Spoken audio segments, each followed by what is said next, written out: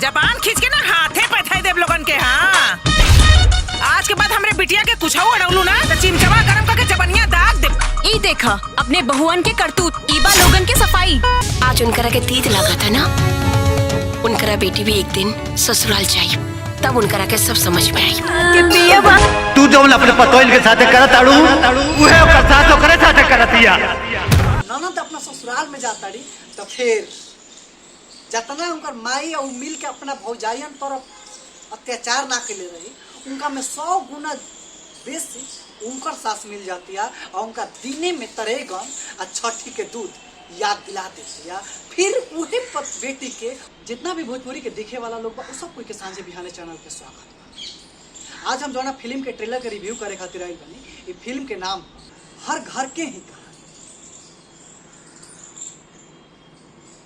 ये फिल्म के जो राइटर बा, ये जो फिल्म के राइटर बा, जे लेखक बा, ओकर ऑब्जर्वेशन, ओकर सोचे के क्षमता और ओकर कलम के ताकत के दाद देवे के पड़े। जौना तरीका से वो कहानी के शब्द के आकार में कागज पर उतरले बा,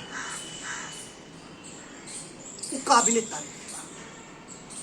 और उहे ताकत से और उहे एफर्ट से ये फिल्म के हर कलाकार स्क्रीन पर उस शब्द के चित्रण कर दिले मैडम, प्रेजेंट कर दिले मैडम। हम ये बात और इस शब्द ये से कहता है कि जो मनी फिल्म बा वो हमने के घर के पृष्ठभूमि और घर के मद्देनजर रखते हुए बनावल बा।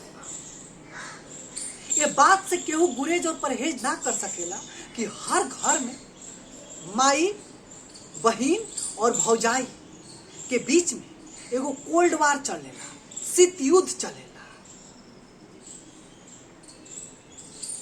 अगर भौजाई के संस्कार बढ़िया नहीं खे, भौजाई भी सहन शक्ति नहीं खे, भौजाई भी सरलता नहीं खे, भौजाई भी सहजता नहीं खे, तो घर नरक बन जाला। और जे तरीका से ये फिल्म में जौन भौजाई और पतोह के रूप में बाड़ी लोग अपन सास के हर एक बाण के, ननद के हर एक शस्त्र के जवाब अपना प्यार से देख के उस सीन के और वो अपन घर के बिखरे से बचा ले ताड़ी लोग। ये स्क्रिप्ट राइटर के और ये कहानी के और वो एक्ट्रेस के हम दाद देता कि ऐसा टॉपिक पर फिल्म बनावल गई बा और ये बतावे के कोशिश करी गई बा कि प्यार से ही नफरत के जीतल जा सके। ये फिल्म में दिखावल गई बा और फिल्म में बतावल गई बा कि जौन सास बाड़ी, जौन ननद बाड़ी, वो अपना पतोहन पर यह तरीका से शोषण करत है कि उनकर एगो पतोह के जन्मदिन रहा तो कहता रही मम्मी जी आज हमार जन्मदिन है, घर में कुछ बढ़िया बनावे के। तो कहता रही कि पैदा होके का कही, ऐसा कौन पहाड़ तोड़ दिले। तम ऐसा सास के लोग से कहल चाहता है कि पैदा होके तार घर के वंश और चिराग बढ़ावे खातिर आइल बिया और एकरा से बढ़ वो कुछ नहीं कही। फिल्म आगे बढ़त, दूगो गोतनी बाड़ी, तो दोनों गोतनी में जौन एगो बड़की पतोह बाड़ी वो समझदार बाड़ी, शिक्षित बाड़ी, लेकिन जौन छोटकी बिया वो थोड़ा सा एग्रेसिव बिया, वो एकदम लोडेड रहत कि ऐसे कैसे कहते। तो जौन बड़की पतोह बाड़ी वो अपन सरलता, सहजता और शिक्षित बुद्धि के परिचय देताड़ी और कहता है कि समय एकर 4 वर्ष से कर मम्मी जी के जौन बेटी बाड़ी जब वो दुल्हन बन के घर से जाई और जब ओकरो सास के सामना करे के पड़ी तो मम्मी जी के खुदे समझ में आ जाए और ननद के भी समझ में आ जाए। और समय कहल गई बा कि सबसे बलवान हो खेला।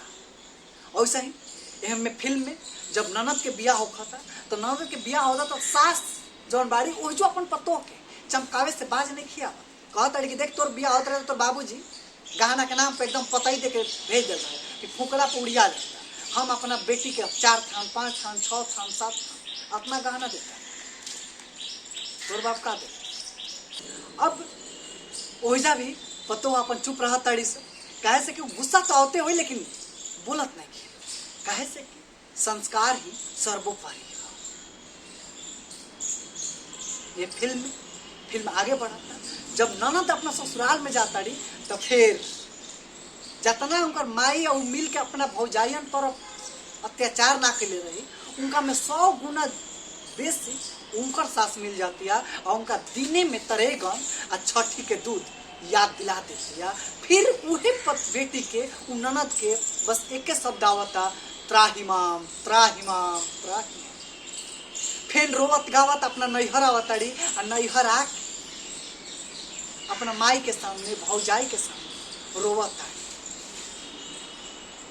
तब उनका याद पड़ता कि हम का करते रहे, हम का कैले बा। ऐसे ये जो फिल्म बा ये पारिवारिक फिल्म बा, हर कोई के देखे के चाहिए। हर एक सास बहिन ननद भौजाई हर कोई के देखे के चाहिए कि जौन पतोहो आवताड़ी लोग तो उहो अपना जौन ससुराल बा वो संस्कार के आगे बढ़ाओ, ना कि अपना नैहर से का उनकर बाबू के पहचान बा। उनकर बाबू कितना रजवाड़ा बनन अपना घर है ऊर्जा से और ओकरा से उनका ससुराल में मतलब ना रखे के चाहिए। उनकर बाबू बहुत हथुआ नरेश बाड़ा तो उनका उनकर भाई के काम है। अब वो गरीब परिवार में आवे तो गरीबे के चौकट और गरीबे के पानी और गरीबे के अंत उनका जिंदगी के सफल और उनका वजूद के पहचान बने। और सही जो ननद बढ़े उनका लोग के भी समझे के चाहिए कि क्योंकि बेटी अगर तारा घरे आयल बिया भौजाई बन के तो तू के घर जेबू भौजाई बन के पतो बन के। और जो तू अपना भौजाई के साथे करताड़ू उहे अगर तारा साथे होखे लगी तो दिने में तरेगन लोग जे छठी के दूध याद होखे लगी। वो घरी तहार माई सिखावे लगे कि सास के गोड़ नहीं ठे देवर के गर्दन दबा दे, चाचा के जहर देते। तहार भौजाई आयल बिया तो वो घरी अब सिखेबू कि तू अपना मम्मी जी के गोड़ धो के चनामृत ले समझ के पानी पी।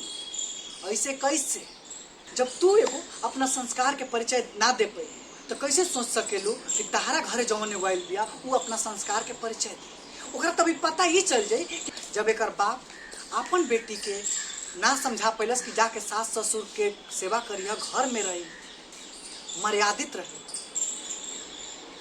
तो हमारा के क्या कहे।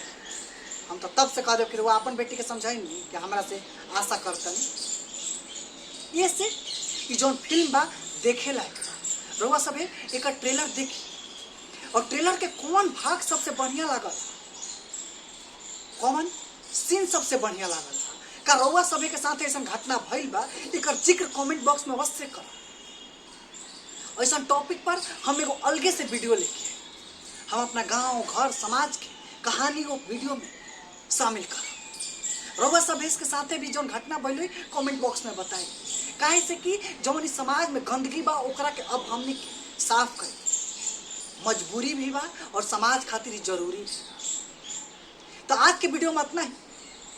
ऐसे ही भोजपुरी से जुड़ल कहानी, भोजपुरी से जुड़ल खबर और भोजपुरी फिल्म ट्रेलर चाहे गाना के रिव्यू देखेगा सांझे बिहाने चैनल के सब्सक्राइब कर लीजिए। अगर ये वीडियो यूट्यूब पर देखा नहीं चाहता, अगर ये वीडियो रोवा सब फेसबुक पर देखा नहीं जा तो सांझे बिहाने चैनल के फॉलो कर लीजिए। तब तक खातिर हमरा के विदा दी जा। नमस्कार।